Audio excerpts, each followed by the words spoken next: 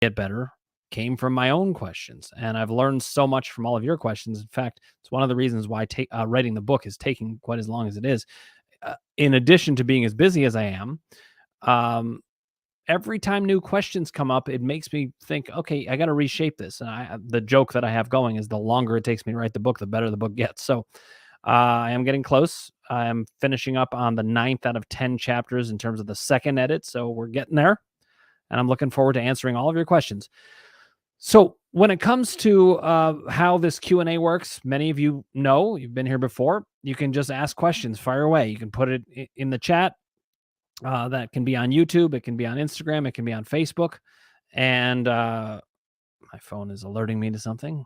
Stop it, phone. I'll have to use my power column to put some boundaries on you. But I'm here to answer all your questions about mind-body issues, how the whole field answers things, but also my system, which is the 3-column system. And that involves 3 different ways to understand mind-body experience. The emotions column, which is about how your feelings get channeled into your body. The doubt column, which is about how your thoughts determine whether those symptoms linger. The emotions column is more for acute symptoms. And the power column is about your relationship with you and how it relates to the symptoms. So we can dive right into it, but I will say there's 2 main ways that people are interfacing with me other than this. And that is my teaching seminars. I have 2 different versions. One's a very introductory version to give you the basic overall idea of it, the introductory seminar. And the other is an extensive seminar that tells you all about everything you would need to know about mind-body experience and how I think about it. That sets you up for doing the work, whether it's on your own or if you want to come to the groups. The groups are a little bit like this, but they're even more in-depth. People can ask questions, but there's a lot of follow-up where I can really get at the heart of what's going on very specifically for a person and get you answers and even further in the process than today's Q&A. But hopefully the Q&A is useful for people as well. I want to say hi to some people. Rita, thank you for saying hi. And Rody Jangles is here. Judon is here. I don't think I've seen you here before, so welcome. Jennifer Obel, I don't think I've seen you either, so welcome. On YouTube, we've got Tula joining, and she has a question or comment. So Tula says, Dan, having the knowledge helps others dial down their fear of the symptoms. It doesn't help me. What else might help with fear of the symptoms, specifically nerve discomfort? The others don't bother. And then she has a follow-up, which is how to create true safety. Okay, so I want to say a couple of things, Tula. One, I really do want to encourage you, don't put yourself, pigeonhole yourself, I guess I would say, because actually I think information does help you. To me, this is doubt talking right there, where you're saying, information helps other people. Don't get me wrong. I hear you. I know what you're saying is also true. But don't pigeonhole yourself into thinking that you're not one that information can help, because I've seen you get help by information. In fact, you're getting help by information right now. However, you're asking a different question. And here's how I'd rephrase the question so that doubt doesn't creep in. I would say, okay, knowledge helps with some things, but I need more. What can I get more of? And I think that's essentially what you're asking. But I want you to hear, and I want the group to hear, how shifting the question away from one that causes doubt is important. Otherwise, doubt's got you and you're in a little bit of a panic. So I wanted to deal with the doubt first. I say this all the time. If there's doubt there, deal with the doubt first. Now that I've addressed the doubt, now I'm going to get to your question.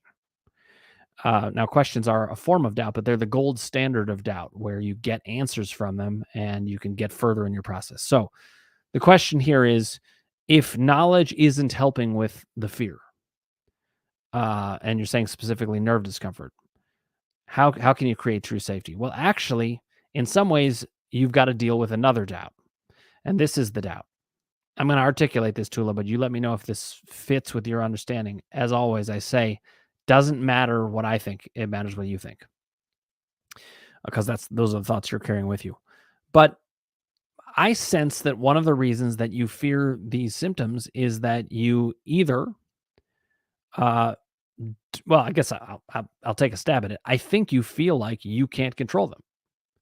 And I want to encourage you that that's just doubt talking. What we can do to get control of them is, if you can bring down the doubt, that you can get control of these, then we can start to dive into either emotions column or the power column, which is where you can kind of get at those symptoms in the moment.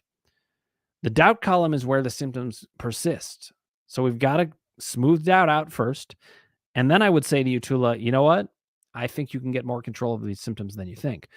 Remember, when I talk about doubt symptoms, I talk about something where the symptoms are consistently acute. Nothing is chronic. Chronic means it's there all the time. Consistently acute means it's also there all the time, but is breakable at any given moment. And that's what we need to do. I want to encourage you. There's something lingering here that makes you think you can't get better from this.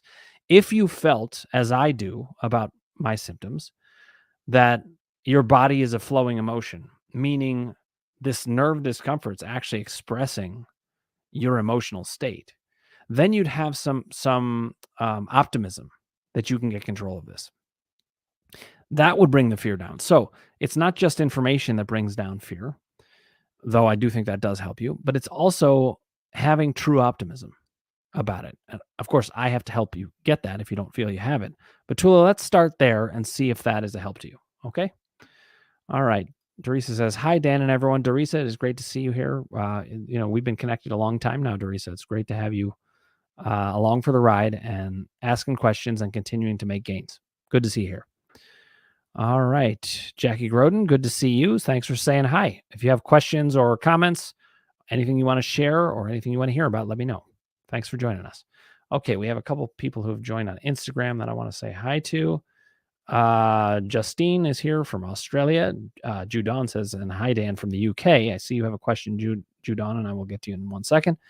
Tyler Scott, good to see you here. And Rizzy Rasta Biggie Papa has joined us. That's a great name. Okay, Judon says, "Hi, Dan. Can your pain move? I have had a burning hip for such a long time, but MRI scan found nothing. It's moved into my middle back." Okay, thank you for this question, Ju. I think that this is going to help lots of people. It's one of the things that I say about it's about the Q&A, but also about the group. And really, anytime we're in a group setting, every question can help other people because it's all information. So let me answer it. And then I want you to follow up with questions. This is something I say to all people who ask me questions. If I don't answer it to your satisfaction, keep pushing. Keep asking your questions. I don't mind your questions. That's what we're here for.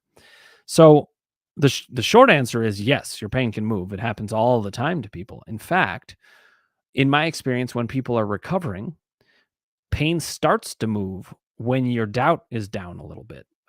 When pain doesn't move at all for a long time, it's because of doubt. We have a belief system that this symptom is not going to move, not going to change, and therefore it doesn't. Our physiology just stays the same over and over and over. Very typically, and this happens all the time, when I help people bring down doubt, you and I haven't spoken, so I'm not sure I'm the one that did anything.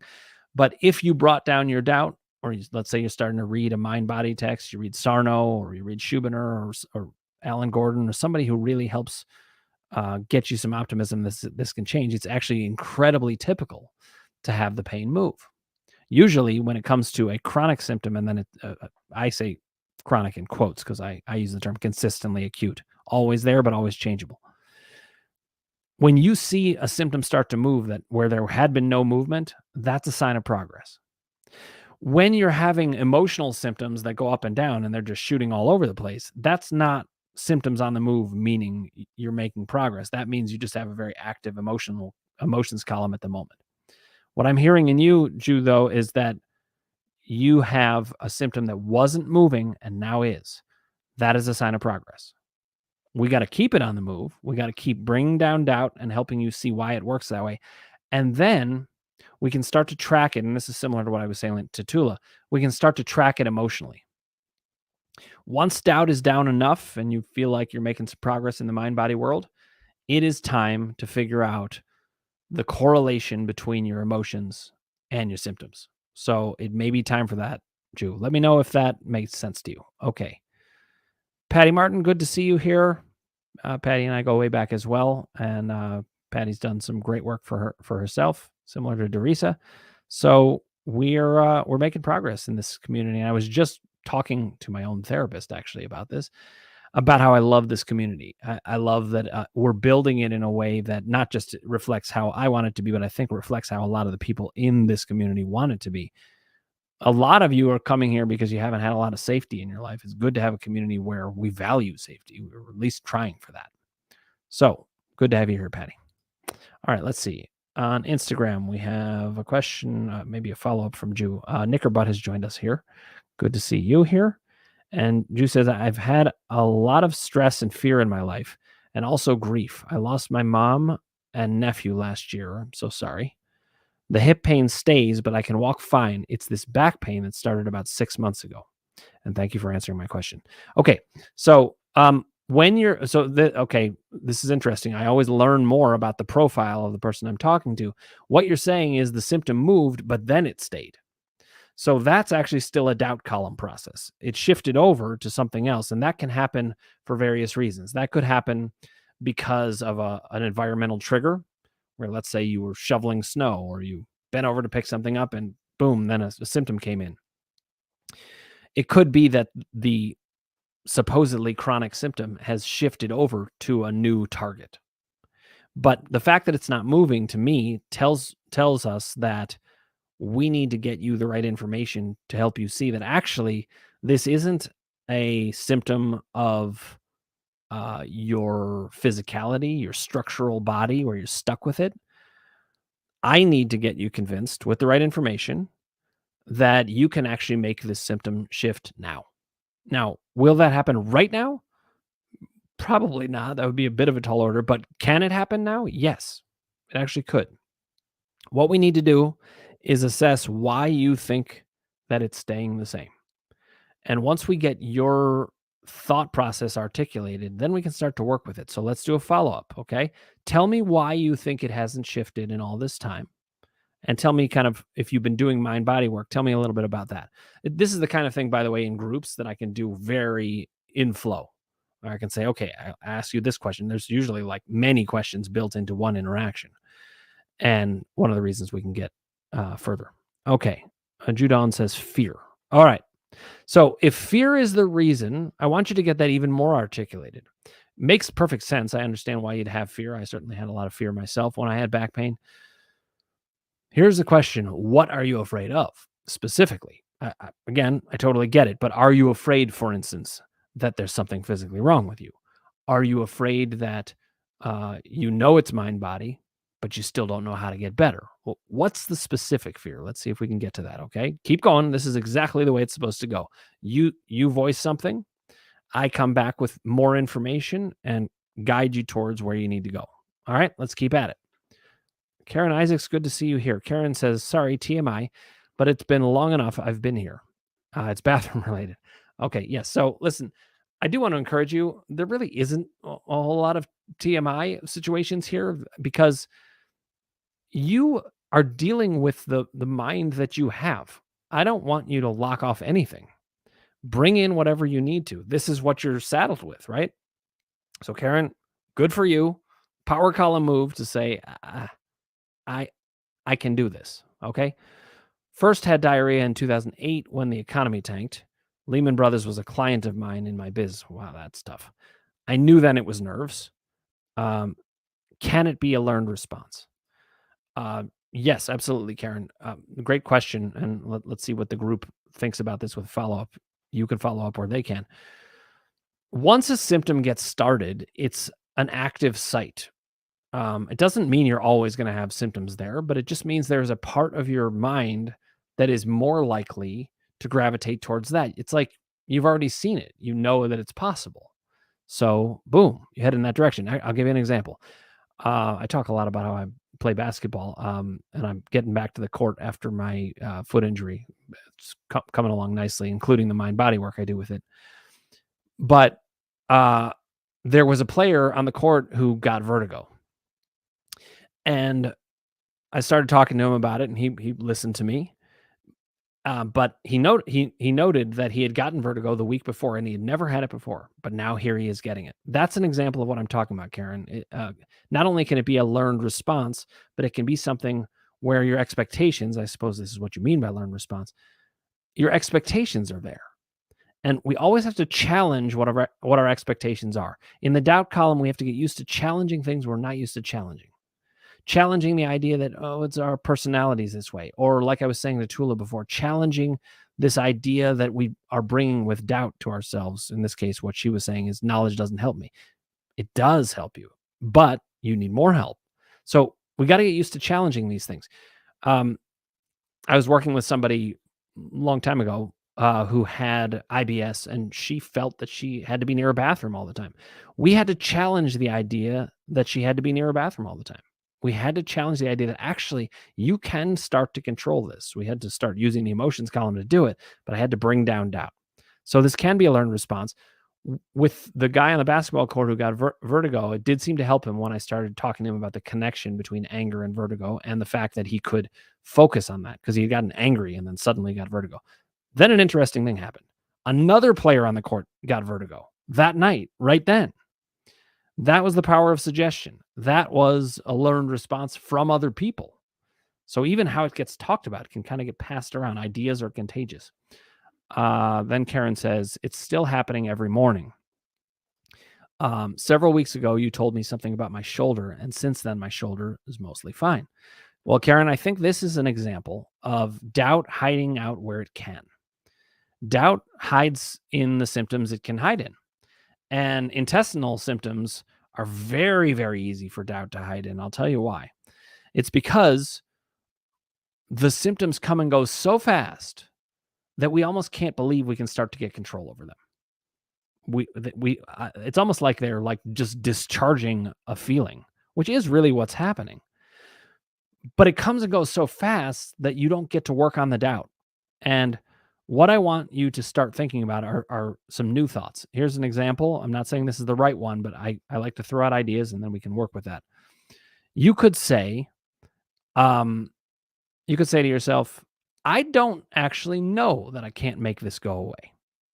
I don't know, or I don't know that I can't lessen it. Let me challenge that idea. Let me consider maybe if I push on this a little bit, I can get to a place where I actually make it go away instead of having to use the bathroom. Now, what I want to help you visualize is when you have diarrhea, essentially there's an influx of water from different cells in your body all going there. And guess what?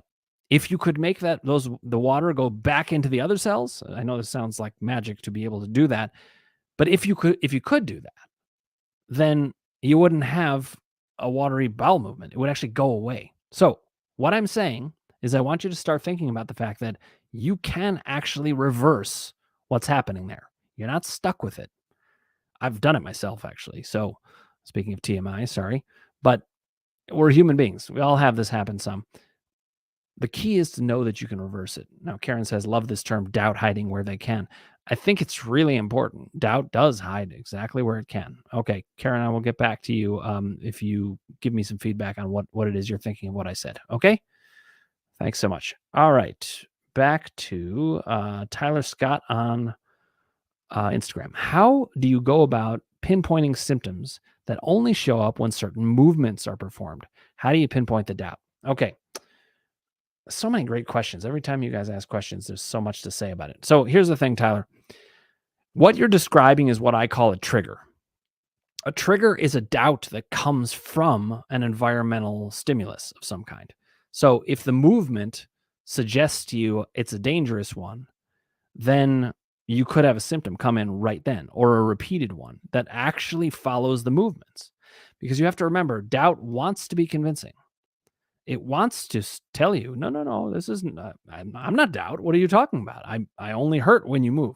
Now I want you to look at that and start to think about how to challenge it. So one way you can challenge it is doubt can fool you very easily into thinking that a movement's causing a symptom, and then when you think about it, you could realize this is just an example, but you could realize, wait a minute, I moved like that when I was doing this. I just wasn't thinking about it. That's a way to start to get a crack in that doubt. Okay, so you're saying, how do I go about pinpointing symptoms that only show up when certain movements are performed? Here's what I'd encourage you, Tyler. Don't try to pinpoint what's going on emotionally because it's all pinned to, pun intended, it's all pinned to a movement. What you have to do is break the doubt where it is. And here, the doubt is on the movement. So I want you to start calling that into question. I've done this with some of the people who are actually on this this Q&A right now. I've helped people to challenge certain movements. I do this myself as well. I did it this summer with my mom. She was having back pain and she couldn't believe that she could move. And I said, wait a minute. If you move while you're thinking about something else and it changes, then we know it's mind body. So, Tyler, the job we have here is to convince you this is actually mind body, no matter how convincing it is. Then we'll be able to um, move this. But when you're stuck on a movement, it's very hard to pinpoint the emotion that's underneath or even pinpoint the doubt because you've got a doubt on top of any other doubt. And that doubt is movement hurts it. This movement hurts it. We have to deconstruct the doubt that's right at the top. Tyler, let me know if that makes sense to you. But if you start to think differently, this is just a way you could go about it. You could start to think, let me think emotionally when I make this movement and see if that changes what happens. I recently had it myself. I was stretching my foot, working on that, getting it better. And I had a certain exercise where I had to raise up on 2 feet and then go down just on the one that's hurting. And the movement was causing certain symptoms, certain pain, like sensations.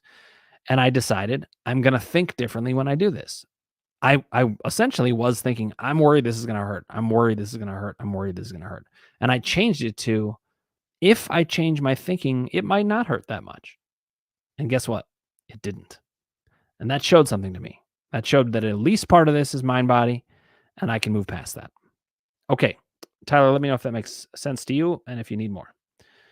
All right. Judon says, I definitely believe I have TMS, which is what's Sarno's tension myositis syndrome. That's his version of mind body syndrome or mind body symptoms. I actually don't use syndrome or disorder because I think it's the human condition. But I definitely believe I have TMS, but the fear keeps in pain. I still think they have missed something.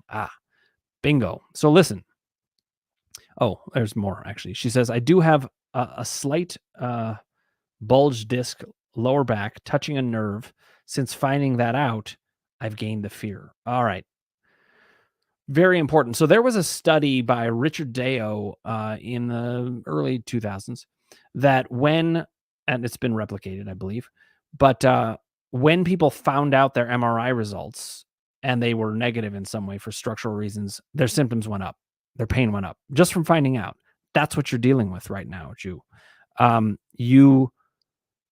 You got information about a slight bulge disc. Guess what? I have a slight bulge disc also. I have no pain. And in fact, there are study after study that shows none of this correlates to it. It potentially sounds logical, but scientifically it's been completely debunked. So the question is, does that take away your fear that I just said that? I'm right about it, but it doesn't matter that I'm right if you don't believe it. We need to have more of a conversation. So let's do a little bit of follow-up on this. Your fear will come down with the right information. And that's backing up to what Tula said, or what Tula and I were talking about. Sometimes it's not whether information helps, it's whether the right information helps. So the question here is, did I get you the right information yet? If I didn't, let's keep going. Okay, Rody Jangles, I'm going to get to you in 1 second, but we had a question coming in from YouTube. This is Dorisa. I have some consistently acute issues that involve an inflammation. Not sure how to separate them from my RA, rheumatoid arthritis, even though some areas have disappeared.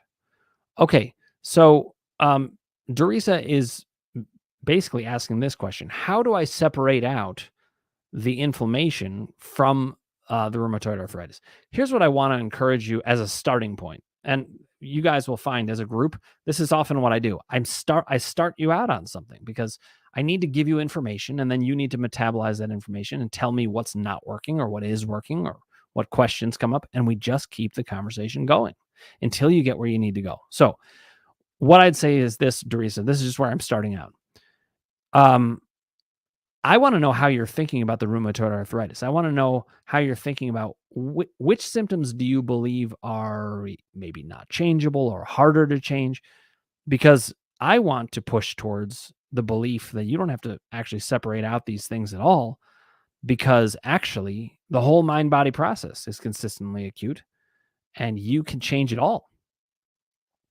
Virtually everything can be changed unless it is purely medical. And rheumatoid arthritis is a tricky one.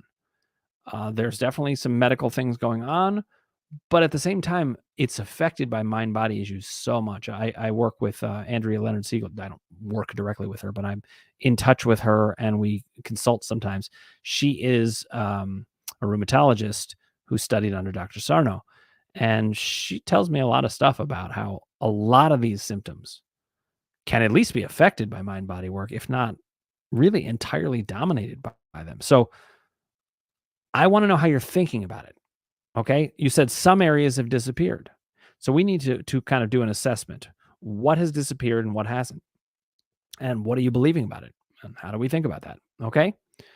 All right. Tula said, you nailed it. I have a false belief that I'm just choosing to do more, but I'm not getting any better, or maybe I'm even getting worse. Oh, here we go. Doubt, right? Good. This is a good job by Tula observing the doubt. Now, I helped her observe it, but she took that in and she used it. Now that it's been observed, because I say observe, articulate, and then counter. Observing means to see, oh, I was believing something that was false. Now I can get it articulated. Now I can go after it. Now, Tula says, I convinced myself that I'm a Norse mythology character where you'd always do the right thing and in the end you still suffer. Okay, so that's a narrative you're carrying with you, Tula. And I find power column work is really very much about changing the narrative of who you are, not in a way that's just like, oh, I want to believe this and now I'm going to do this, but it's actually a way of understanding who you really are. You're not that Norse mythology character that you've created. That I would say is part of that core narrative experience where you were forced into being in a certain positions and not being able to get what you needed. Now, if we change that story and we help you recognize, no, that was how it was in the past, you get to decide something new here. Instead of having the story be, I'll do the right thing and in the end, I'm going to suffer. You could change the story to something along the lines of this. Now, if you don't believe it yet, we need to work on it. And that I'm sure is the case. But you could change it to, no, that's who I was because I was limited by a certain belief system. With this new belief system, I have no idea what's coming. And one of the reasons I have such belief in this is I was a guy who had 8 years of back pain, no hope of getting better from anything that I could see. And I ended up dominating that symptom and I haven't had it since. I mean, occasionally I have a little like twinge flare up from emotions column work or lack of emotions column work when an emotion comes up, or I might have doubt creep in for a day or two, something like that. I haven't had back pain in any consistent way since, and that's because I changed who I think of myself to be. We had a woman who sometimes comes on here pretty frequently. She's not on tonight, from what I can see, but Catherine Toomer has had some conversations with me where she was kind of calling herself almost too ambivalent to move, not physically, but actually to move in her psychology. And I was saying to her, call that into question. You don't have to think about yourself that way. You get to decide how you think about you. Know your story and know you can change. I used to be a shy person, relatively speaking. I certainly wasn't somebody who I thought could lead or be on videos and things like that. I remember I did a presentation in high school where I had to do 2 minutes of video, and my whole processing speed just crashed because I was so nervous. I barely could do it. Look at me now. Part of the reason that I'm this way is I believe very different things about myself. Let's call these into question. Okay. Tammy's saying, I see you have some questions on YouTube. I am going to get to you. Give me a second. I got to get to Rody Jangles on Instagram. Okay. Rody Jangles says, hi, Dr. Dan. I feel like I was born with fear. My whole childhood was based on fear. It may be because I was hit by a car when I was 5. Well, that would certainly do it. There may be more before then, but man, imagine when I think about a 5-year-old and how out of control that would feel, how scary. That's terrifying. And I'm so sorry that happened to you.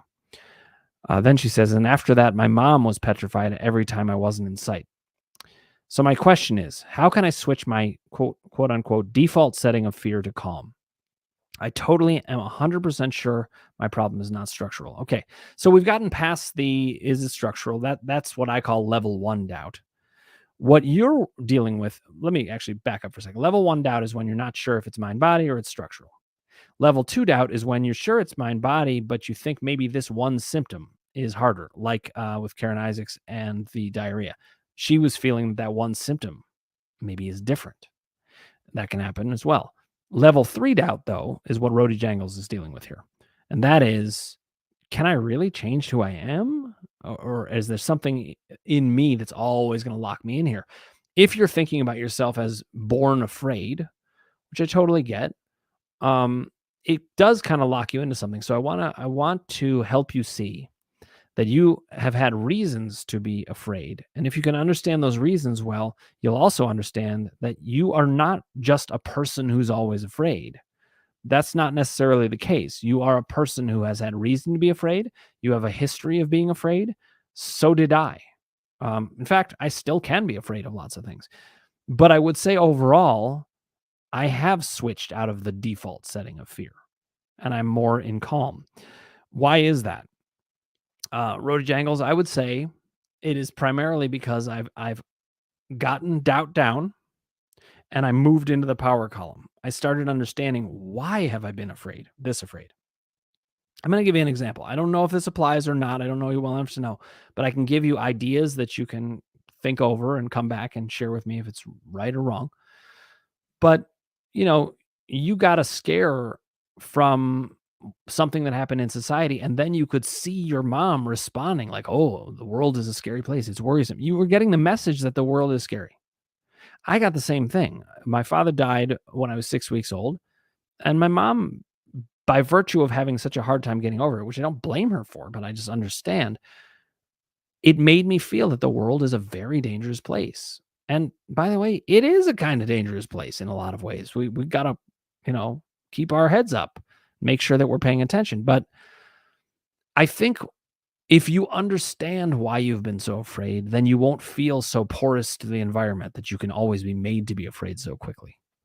Now, that's a starting point, Rody. Let's continue. Let's see if you need more information on that, okay? All right. Wait a minute. Sorry, I pressed the wrong button. Okay. EMC 9454. Good to see you here. Tyler Scott says, I know for certain it's mind body. I'm convinced of that. That's good. Could my peripheral nerves just be highly sensitive? They have learned the pain too well and simply don't take much of a stimulus to be triggered. Could nervous system brain retraining be helpful? Okay. Love this question. Kristen Park, by the way, I want to say hi to you. So Tyler, I would say this. I do think that your nerves could be highly sensitized right now, and it could be that they're easily triggered. But I want to encourage you something that I think is going to be more helpful than brain retraining. Brain retraining suggests that you are now in like a structural situation now with your brain. Your body's okay, but your brain has a structural thing that now needs to be rewired in your mind. Well, I want to encourage you that's not the case. Your brain rewires the minute you learn anything. It rewires all the time. You don't need brain retraining or rewiring. What you need is actual reason to calm, to feel safe. And that's what the doubt column work does. If I can help you feel like you understand backwards and forwards why your symptoms are doing what they're doing and what to do about it, you're going to start to feel safe because that that gives you a sense of control. With the emotions column, we can control acute symptoms, onsets and upticks. We can gain control over that. With the doubt column, we can make sure nothing is ever chronic. We can recognize it's consistently acute and we can move it out of that. That's very relieving. And with the power column, we can understand the communication that the symptoms are there to present so that when we take away that function, the symptoms go away. When the symptoms go away, you're going to feel safer. And the symptoms will go away when you get the right information. In a way, I guess you could say that's brain retraining. I just call it learning. So, Tyler, let me know if that makes sense to you. Okay, Kristen Park, thanks for saying hello. Ashley Carson, good to see you here. Let me get to Tammy. Okay, Tammy Singh says, please help me. My auntie just passed away, and I'm suffering a lot. I'm sorry to hear that, Tammy. My dad's anniversary of his death was just now as well. And now I have cellulitis in my legs, and it has burned what I can do. Hold on a second.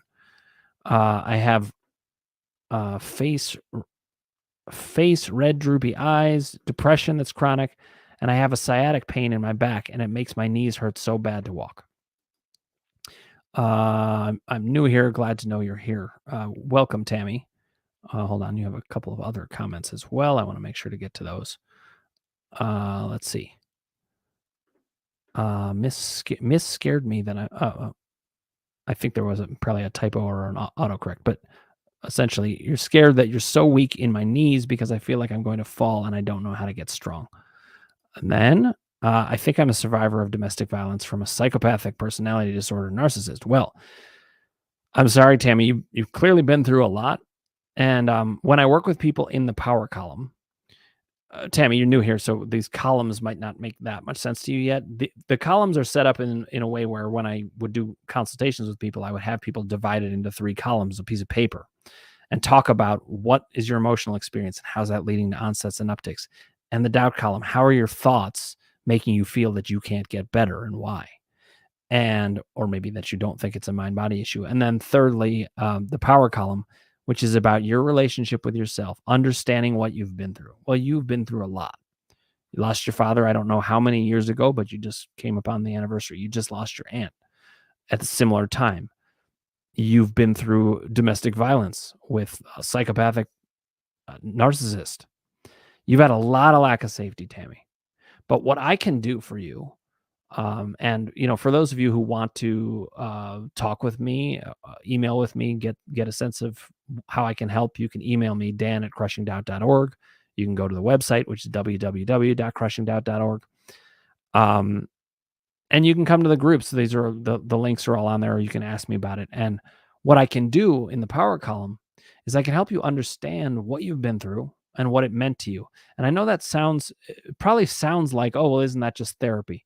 But in my experience, I've found that therapy is not actually so good at doing that. If so, it takes a long time. And what I can do is put it together much more quickly because I understand kind of the language of the body and even the language of the mind and what's being said to you so that I can help you organize what did this lack of safety mean to you? What is it saying to you? And how can we actually counter that to help you actually feel safe? You can say you're safe, but if you're just saying it, it's not going to do anything for you. We got to get you to a place where you actually believe it. Okay. Tammy, we'll talk more, but since you're new here, I want to encourage you. Keep coming back with questions, and we're going to start to get this in order. And if you want to contact me directly, we can start to get to work on it. Okay, Elizabeth Baggish, good to see you. Hi, Dr. Dan. Thank you so much for this. My symptoms move all over my back and torso. My biggest trigger is sitting, but symptoms are delayed.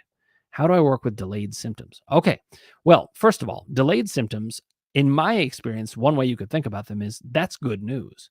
Because if the symptoms are delayed, it is automatically mind-body. Purely physical symptoms, they don't wait.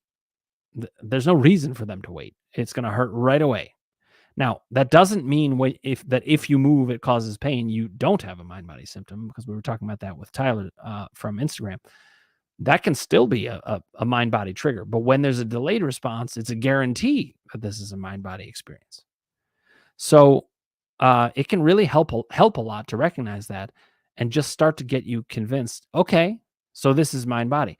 Elizabeth, that's the first step I would take, is to get to a place where you can feel certain that this is mind-body and therefore not get fooled by doubt. Oh, it's delayed. Maybe it was just, I don't know, maybe it started some process and that took over later. That's never the case. Never the case. It's never delayed. Okay. So what I want you to do is we're working with a doubt column issue here, because a doubt column issue is either something that's always there or repeats itself. This is a repeating symptom, right? So what I want you to do in the doubt column is to first observe the doubt. Are you buying into some truth that's not actually true? Because that's when doubt wins. So call into question things, start to challenge doubt. Then I want to get it articulated. What do you think is happening that these delayed symptoms happen? We got to get it put into words, because that's how we can counter it. Okay. So, you said, how do I work with delayed symptoms? The first thing I want to do is help you identify it's a doubt column symptom. We got to articulate the doubt, and then I can help you counter it. So let's try. We may even have time tonight. If you can articulate it, I'll come back to you. And, we can see where it goes from there. Okay. Thanks, Elizabeth. Okay. Healing Lad, good to see you. Hi, Dan, longtime listener. Well, great to connect. Glad you've been listening all this time. I've overcome a few TMS equivalents like pelvic pain, back pain, and systemic numbness. By the way, guys, it's always good when people can hear this. There are many things that people get past, and it's not just back pain. That's what gets talked about a lot, but it's all of these symptoms. But the last 2 years, I've been experiencing sensory issues, like pain from sound. My question is, how do you crush doubt when your entire inner world and sensory experience is overcome by awful symptoms? So, first of all, I want to empathize with that. That is a very invasive experience and it can bring up a lot of doubt. What I want to encourage you first, the very first line of defense here is this is what I call level 2 doubt, where you think that one symptom's different than another. It can be different in the experience of it. It's more invasive.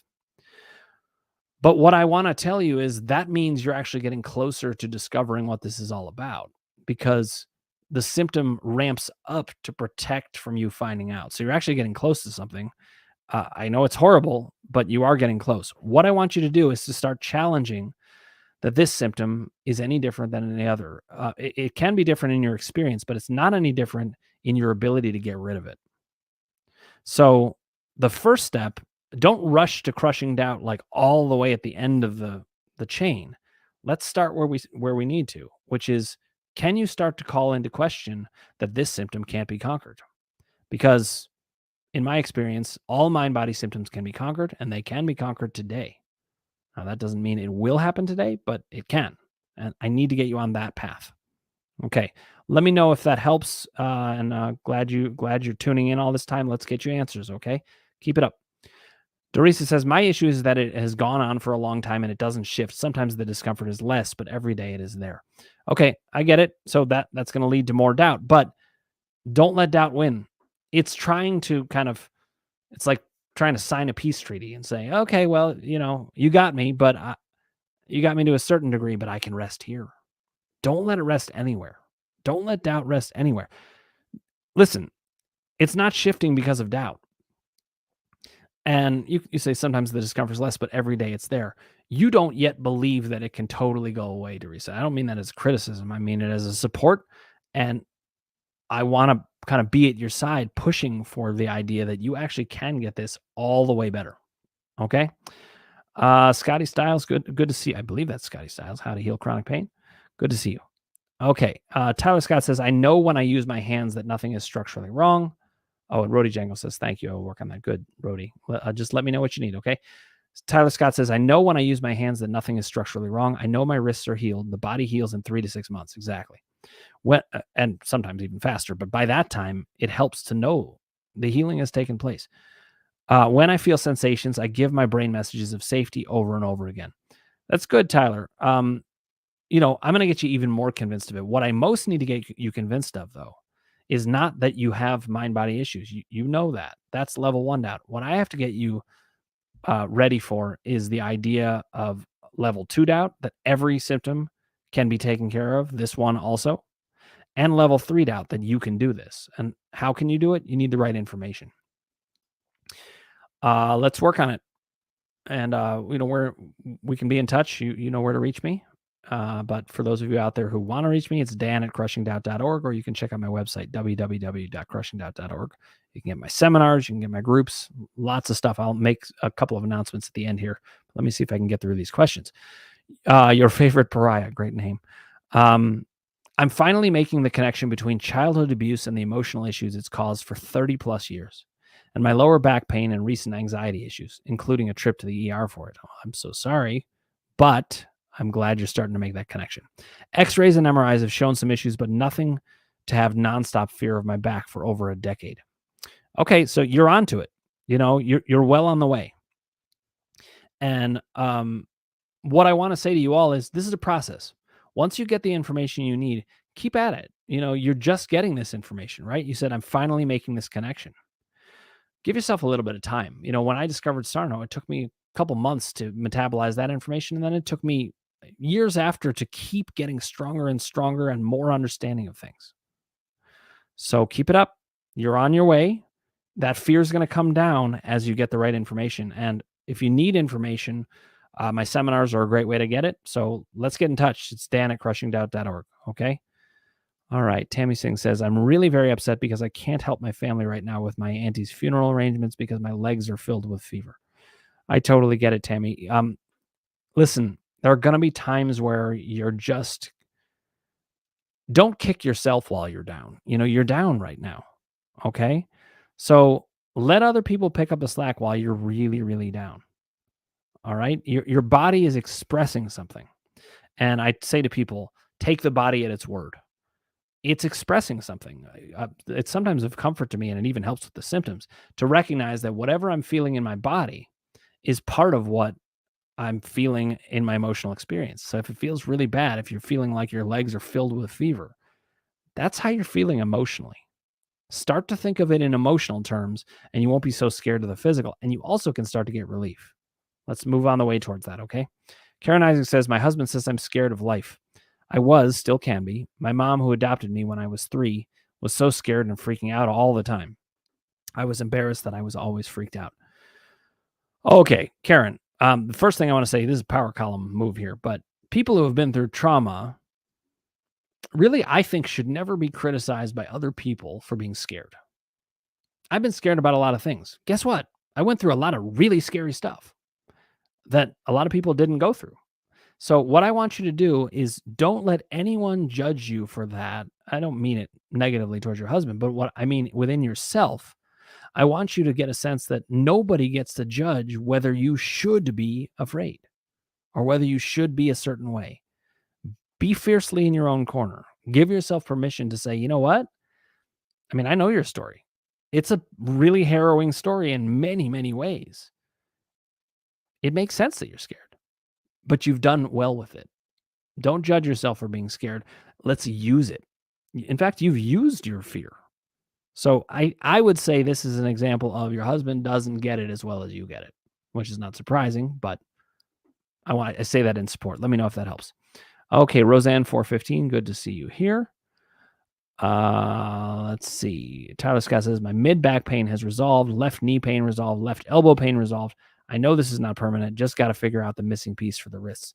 That's right. And you know what? First step, Tyler, bring down the doubt and let me help you. Okay. Let me know if you need help. Jackie Roden says, yes, when symptoms lessen, my fear goes down. Absolutely. And guess what? When your fear goes down, your symptoms lessen. It's a feedback loop. Let's keep working at it. Chrissy Lynn Eaton says, hi, Dan. So I went to a new chiropractor today because I have a real injury like pain versus TMS pain. Now I'm in even more pain and I can barely walk. My hip hurts so much.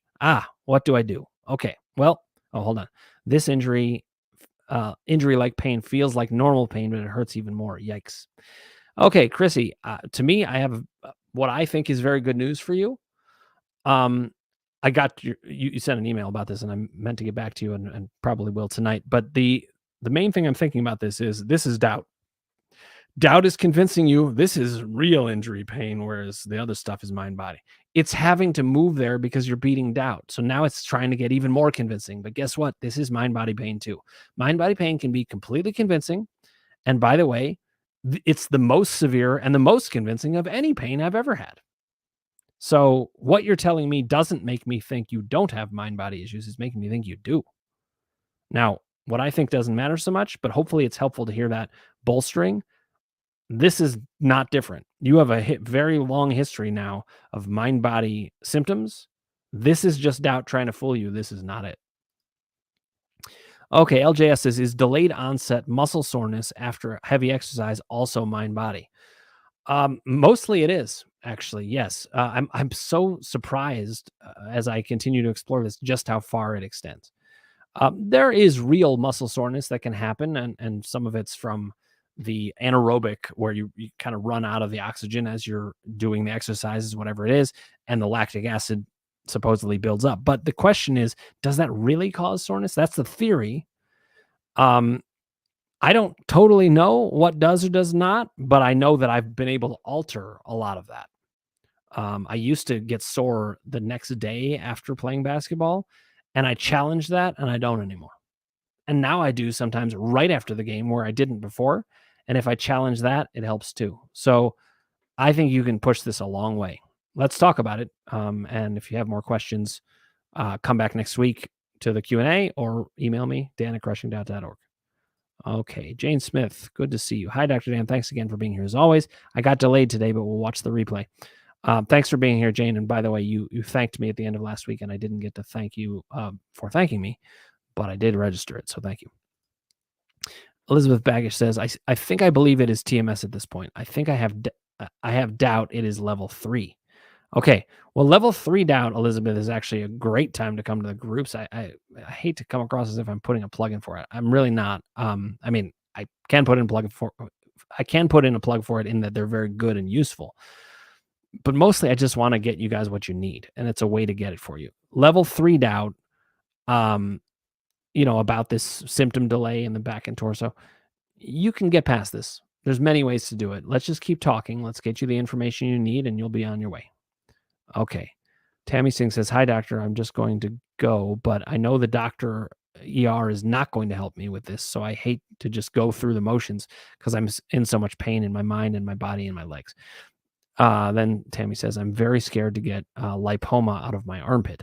People telling me I won't make it through the surgery."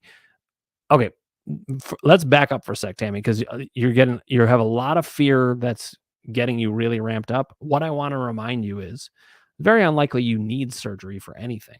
Let's get this mind body stuff under control. You don't know what that can do for you yet. Let's talk. I would encourage you, contact me. Let's talk about this. Steph Carter, good to see you on Instagram. Okay, Healing Lad says, "Amazing answer. Thank you so much. I'm glad that helps you." There's a lot that you can do that you don't yet know. Um, the main thing is don't let just responding back to what we were talking about. Don't let one symptom behave as if it's different. It isn't. We'll work it out. Okay, I'm going to finish up on a couple of things. Karen Isaac says, it was a continuation, I think. Okay. She says, and I worked for a boss of 35 years who bullied me, mocked me, but bye-bye, Peter. That's a power column move, Karen, as we talked about. That's great. You get to move on in life. You don't have to be stuck with things. Okay. And then Tammy says, "I have this surgery on the 21st and will be scared that it won't go right." Okay. I don't know all of what's involved, of course, and I'm not a medical doctor, but I think that first of all, if you're going to somebody you trust, they'll take good care of you. And my understanding of a lipoma surgery would be that it would not be super significant. I don't know if they're putting you fully under or not, but if you have concerns, talk to your doctor about it. Advocate for yourself. In fact, you don't even have to do it. You could say, I'm too scared. I don't want to do it. So take it a step at a time. Slow things down when you're freaking out. Okay. Let me know if I can be of help with that. Okay. LJS says, "Thank you so much. So good to know. It is my pleasure." And then Lynn Slavensky says, "Love group sessions. You ask great questions." Thanks, Lynn.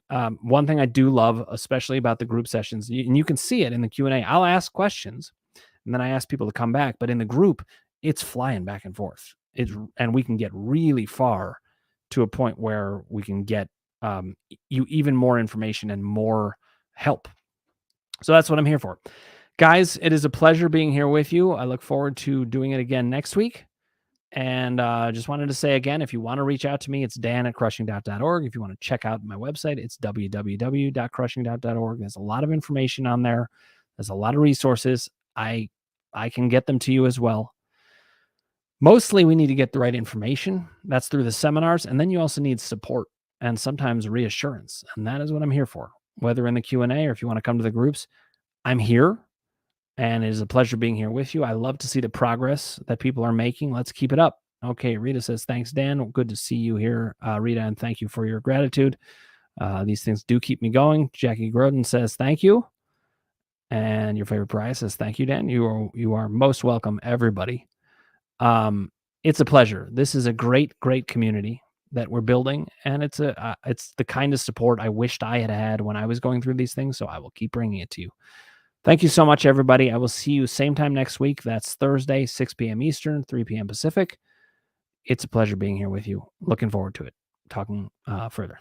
Okay, take care, guys. Oh, Tula says, Jane gives a heart, and Tula says, "Best Q&A ever." Thank you. My pleasure. Great talking to you guys.